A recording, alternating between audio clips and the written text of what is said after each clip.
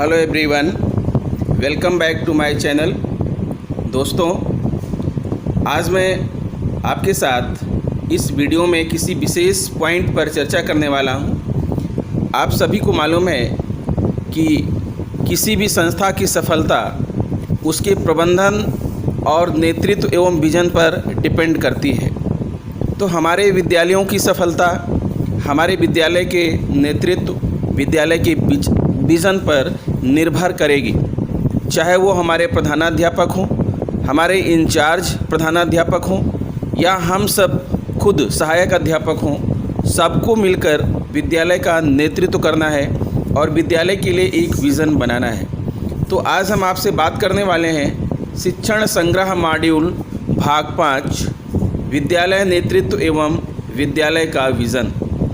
हमारा प्रधानाध्यापक कैसा हो, क्या अपेक्षित कुशलताएं, क्या अपेक्षित दक्षताएं, क्या अपेक्षित योग्यताएं होनी चाहिए हमारे विद्यालय के नेतृत्व में, ताकि हमारा विद्यालय एक मॉडल स्कूल बन जाए, एक आदर्श विद्यालय बन जाए। तो आइए हम चर्चा करते हैं इस वीडियो में विद्यालय नेतृत्व एवं विद्यालय का विज़न। दोस्तों, मैं अपनी वीडियो शुरू करूं इसके पहले मैं आपके लिए एक प्रोडक्ट सजेस्ट कर रहा हूं। जैसा कि आप सबको पता है कि गर्मी का मौसम है और इस गर्मी के मौसम में कॉटन के कुर्ते पहनना बहुत ही आरामदायक होता है। तो ऐसे ही कलरफुल कुर्ते मैं आपके लिए लेकर आया हूं, जिसकी जो है रेंज है 348 से 349 रुपये। मैं डिस्क्रिप्शन में इस प्रोडक्ट की लिंक दे दूंगा। आप डिस्क्रिप्शन में जा कर के लिंक ओपन कीजिएगा और आप इसे परचेज़ कर सकते हैं, ऑनलाइन परचेज़ कर सकते हैं। घर बैठे ये कुर्ता आपके पास आ जाएगा। अलग अलग कलर का है, आप अपने मनपसंद का कलर चुन सकते हैं।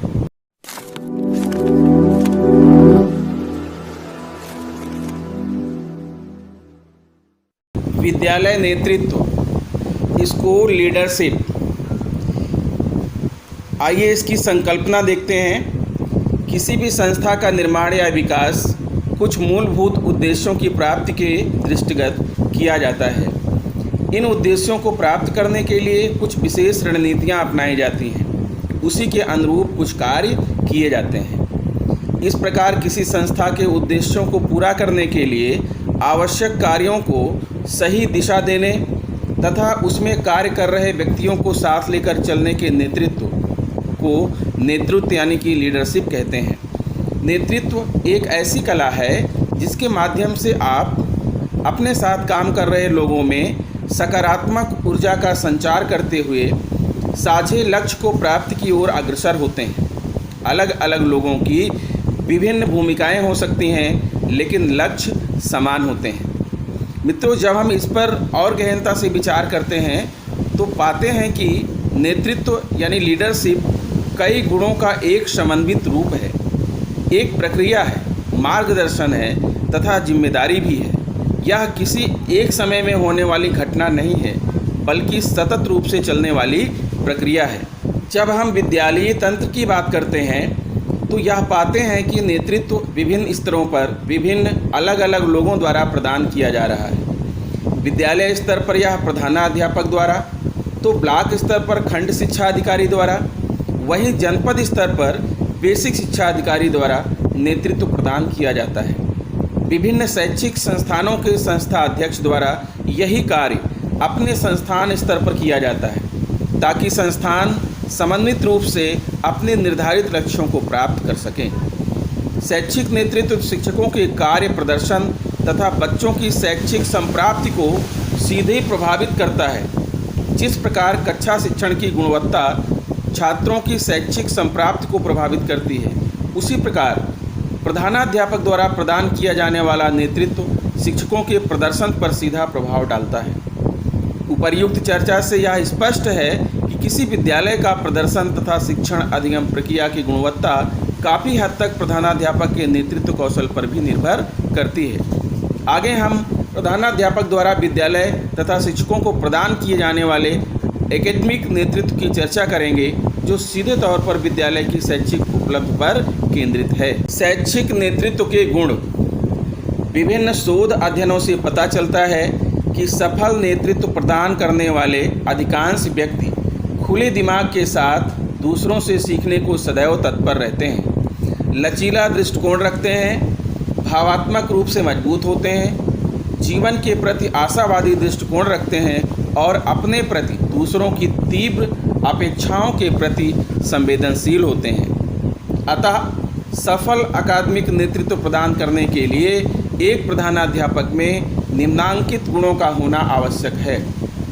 प्रधानाध्यापक के रूप में अपने दायित्वों को समझना व उनके प्रति नैतिक जिम्मेदारी की गहरी भावना होना, विद्यालय विकास पर स्पष्ट विजन व कार्य योजना पर समझ होना, स्वयं के विचारों को दूसरों तक पहुंचाने हेतु प्रभावी संप्रेषण कौशल का होना, लक्ष्यों के अनुरूप योजना बनाना, उनके क्रियान्वयन की रणनीति को समझना व उन्हें लागू करने की दृढ़ क्षमता होना, अपने साथ कार्य कर रहे लोगों को लक्ष्यों तथा इनके प्राप्ति के तरीकों के प्रति स्पष्ट विजन तथा दिशा देना, भविष्य की संभावित चुनौतियों का पूर्वानुमान लगाना तथा उनके प्रति अपने साथ कार्य कर रहे लोगों को समय रहते आगाह करना, साथ कार्य कर रहे शिक्षकों में टीम भावना विकसित करना तथा इसे अपने आचरण व व्यवहार से स्वयं करके दिखाना, सभी के विचारों को सुनना, उन्हें सम्मान देना तथा फिर निर्णय लेना, अन्य लोगों को स्वयं निर्णय तथा जिम्मेदारी लेने के लिए प्रेरित करना, स्वयं करके दूसरों के समक्ष उदाहरण प्रस्तुत करना, अपने साथ कार्य कर रहे शिक्षकों की सहायता करने के लिए तत्पर रहना, दूसरे के वैयक्तिक प्रयासों की सराहना करना व उनका सम्मान करना, स्वयं तथा टीम के सदस्यों के सतत प्रोफेशनल विकास के लिए सदैव तत्पर रहना। अब बात करते हैं शैक्षिक नेतृत्व के प्रकार। कितने प्रकार का शैक्षिक नेतृत्व होता है? प्रधानाध्यापक को अपने विद्यालय के शैक्षिक उन्नयन के लिए एक प्रभावी योजना बनाकर तथा उसके क्रियान्वयन के लिए अपनी टीम के सभी सदस्यों, शिक्षकों व समुदाय के सदस्यों को साथ लेकर कार्य करना है। प्रश्न यह उठता है कि वह शिक्षकों तथा समुदाय को किस प्रकार का नेतृत्व प्रदान करें ताकि लक्ष्यों को समय सीमा के अंतर्गत सही तरीके से प्राप्त किया जा सके। इसके लिए आइए कुछ विशेष प्रकार की नेतृत्व शैलियों को समझते हैं। नेतृत्व शैलियों से तात्पर्य नेतृत्वकर्ता द्वारा अपनाए जाने वाले उन तरीकों से है जिसके माध्यम से वह अपनी टीम के साथ तय लक्ष्यों को प्राप्त करने की कोशिश करता है। विभिन्न विद्वानों ने नेतृत्व की विभिन्न शैलियों के बारे में लिखा है जो उनके संदर्भ पर आधारित हैं। प्रधानाध्यापक के संदर्भ में निर्णय लेने और कार्य करने के आधार पर कुछ मुख्य नेतृत्व शैलियाँ निम्नवत हैं। पहला है सत्ताधारी या निरंकुश नेतृत्व।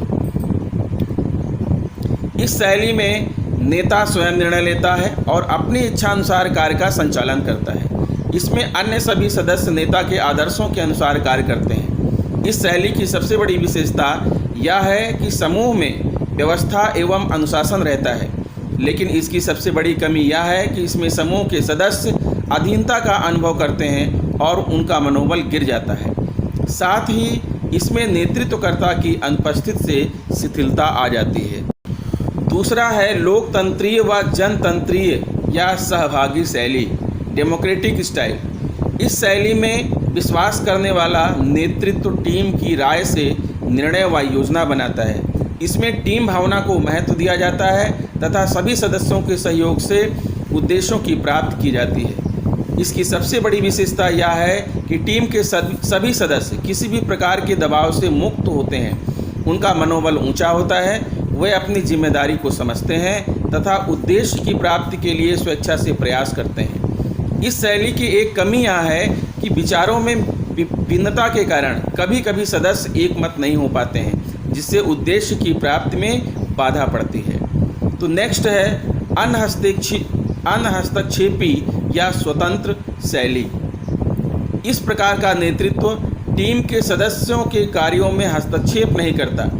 टीम के सभी सदस्य उद्देश्यों को समझते हुए आवश्यकता अनुसार कार्य करते हैं। नेतृत्व का टीम के सदस्यों पर न्यूनतम नियंत्रण होता है। इस प्रकार की शैली विश्वसनीय व योग्य लोगों की छोटी टीम में कारगर होती है। इसकी सबसे बड़ी कमी यह है कि नेता का हस्तक्षेप न होने अथवा न्यूनतम हस्तक्षेप होने से टीम में व्यवस्था व अनुशासन की कमी होती है, जिससे उद्देश्य की प्राप्ति में बाधा आती है। अब आप नेतृत्व शैली को इस चार्ट के माध्यम से समझ सकते हैं। पहला है सत्ताधारी या निरंकुश नेतृत्व शैली, दूसरा है लोकतांत्रिक या जनतंत्री या सहभागी नेतृत्व शैली, और तीसरा है अनहस्तक्षेपी या स्वतंत्र नेतृत्व शैली।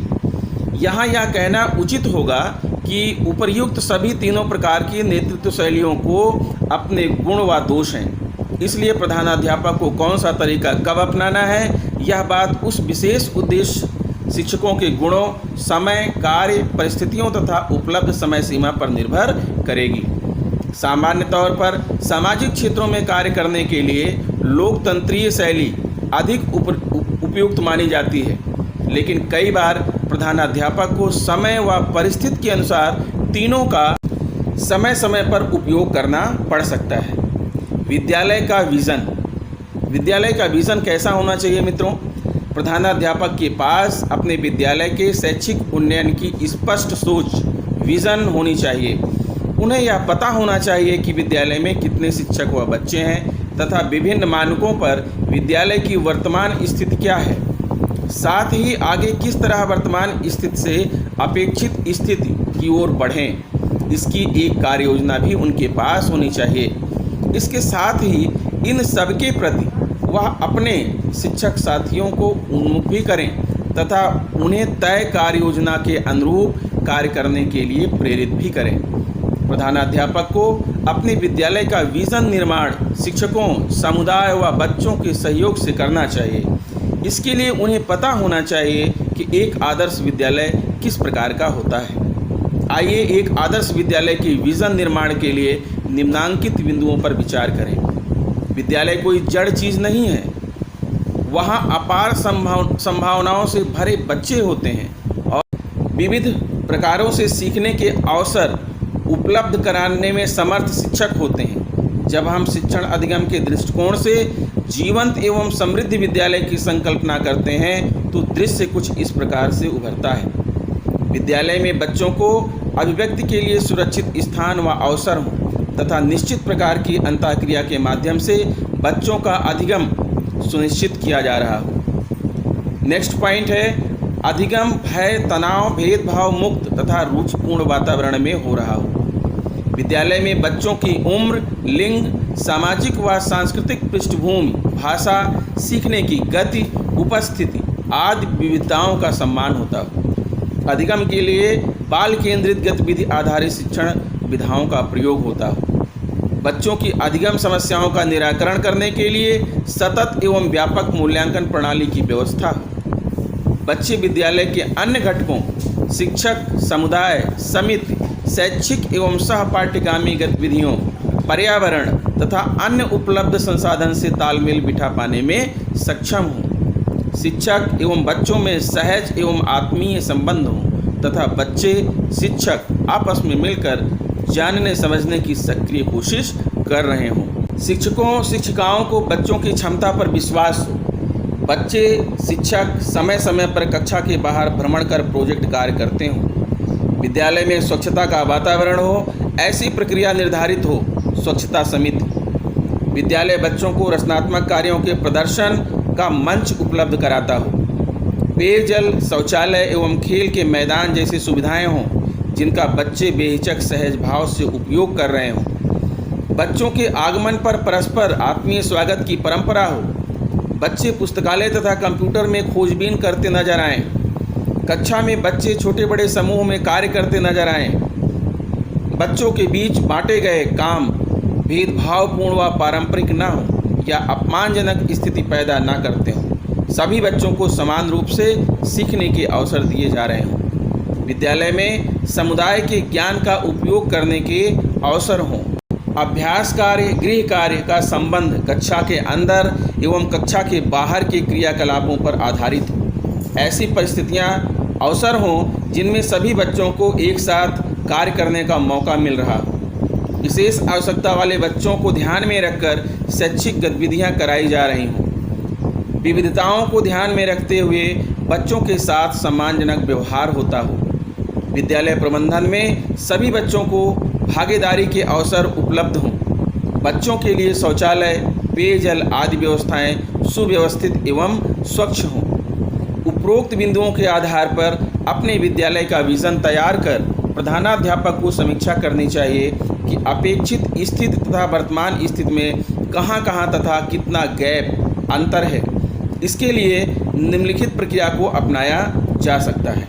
पहला है आवश्यकताओं का आकलन या गैप पता करना। इसके लिए विद्यालय स्तर पर शिक्षकों, समुदाय के कुछ सदस्यों तथा विद्यार्थियों के साथ एक कार्यशाला का आयोजन करें तथा यह पता लगाएं कि वर्तमान में विद्यालय की क्या स्थिति है, जैसे कौन सी भौतिक सुविधाएं नहीं हैं, शिक्षण अधिगम प्रक्रियाओं की स्थिति, पुस्तकालय व प्रयोगशालाओं की स्थिति, कितने बच्चों का अधिगम स्तर कक्षानुरूप नहीं है। स्मार्ट लक्ष्य निर्धारण करने हेतु प्रधानाध्यापक निम्नलिखित प्रश्नों पर ध्यान दें। मैं किस विशिष्ट परिणाम की अपेक्षा रखता हूँ? क्या मेरा लक्ष्य मापने योग्य है? देखिए यहाँ पर एक सर्किल भी बना हुआ है, इसमें भी जो है विद्यालय विकास योजना के निर्माण के लिए बातें लिखी हुई हैं। क्या मेरा लक्ष्य प्राप्त किया जा सकता है? क्या मेरा लक्ष्य वास्तविक है? लक्ष्य को पाने में कितना समय लगेगा? तो इन प्रश्नों को ध्यान में रख करके कार्य योजना का निर्माण किया जाएगा। कार्य योजना का निर्माण स्मार्ट लक्ष्य निर्धारण के पश्चात एक वास्तविक कार्य योजना का निर्माण किया जाए। दूसरा है कार्य योजना का क्रियान्वयन व सहयोग। विद्यालय के विकास के लिए बनाई गई कार्य योजना के समुचित क्रियान्वयन के लिए आवश्यक है कि शिक्षकों को विभिन्न कार्यों की स्पष्ट जिम्मेदारी दी जाए। साथ ही प्रधानाध्यापक सतत रूप से इसके सभी पहलुओं एवं समस्याओं को समझते हुए इसके क्रियान्वयन में सहयोग प्रदान करें। नेक्स्ट है कार्य योजना की समीक्षा। यह आवश्यक है कि एक निश्चित समय में प्रधानाध्यापक अपनी विद्यालयी टीम, शिक्षक, समुदाय एवं बच्चों के साथ मिलकर कार्य योजना की समीक्षा करें तथा भविष्य के लिए आवश्यक सुझाव प्राप्त करें। नियमित उपस्थिति। शिक्षक, हेडमास्टर, अनुश्रवणकर्ता के संदर्भ में नियमित उपस्थिति बच्चे में अपेक्षित शैक्षिक स्तर की प्राप्त अनिवार्य शर्त है। यदि बच्चे विद्यालय में नियमित आते हैं और उनका ठहराव होता है तो शिक्षक भी बच्चों में रुचि लेते हैं। सीखने सिखाने की गतिविधियाँ आनंददायी होती हैं। हमारे परिषदीय विद्यालय वर्तमान समय में बच्चों की अनियमित उपस्थिति से प्रभावित होते दिख रहे हैं। परिणाम यह होता है कि बच्चे लर्निंग आउटकम प्राप्त करने में पीछे हो जाते हैं। विद्यालय में बच्चों की अनियमित उपस्थिति के कुछ प्रमुख कारण निम्नांकित रूप में सामने आते हैं। पहला, अभिभावकों में बच्चों की शिक्षा के प्रति जागरूकता का अभाव। दूसरा, बच्चों का घर गृहस्थी, खेती बाड़ी आदि कार्यों में अत्यधिक संलिप्त होना। तीसरा, अपने छोटे भाई बहनों की देखभाल। चौथा, बीमारी, अस्वस्थता। पांचवा, रिश्तेदारों के घर चले जाना।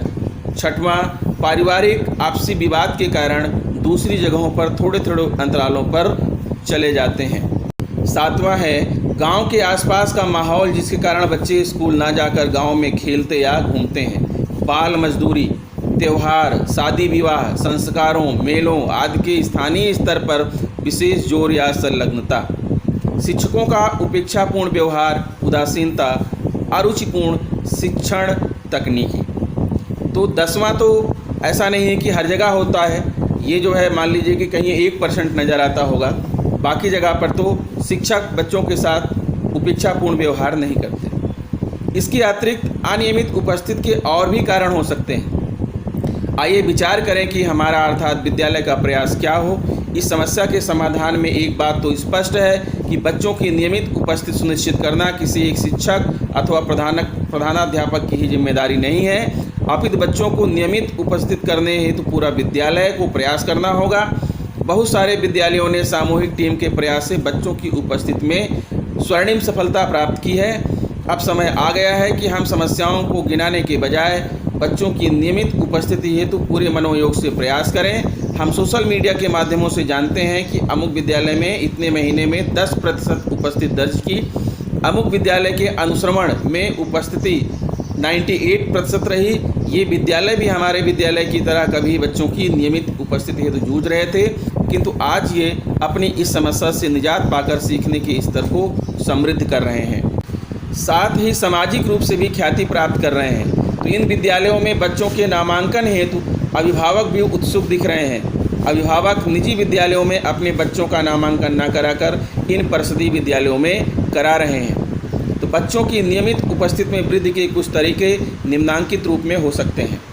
नियमित अभिभावक संपर्क द्वारा एसएमसी एवं पीटीए एमटीए के गठन तथा उसे सक्रिय बनाकर, स्थानीय जनप्रतिनिधियों को विद्यालय से जोड़कर, समुदाय की सक्रिय सहभागिता द्वारा स्वतंत्रता दिवस, शिक्षक दिवस, बाल दिवस जैसी महत्वपूर्ण तिथियों पर बच्चों की 100% सहभागिता सुनिश्चित करना, शिक्षण विधाओं को बच्चों या कक्षा के अनुरूप बनाकर, नियमित आने वाले बच्चों के माता पिता को एसएमसी, पीटीए, एमटीए की बैठक या सार्वजनिक तौर से सम्मानित करके। तो मित्रों, आपने इस प्रकार से देखा कि हमारे विद्यालय प्रबंधन, विद्यालय नेतृत्व के अंदर क्या गुण होने चाहिए, विद्यालय का विज़न कैसा होना चाहिए, कैसा अपेक्षित सहयोग हो और नेतृत्व की शैलियाँ किस प्रकार होनी चाहिए।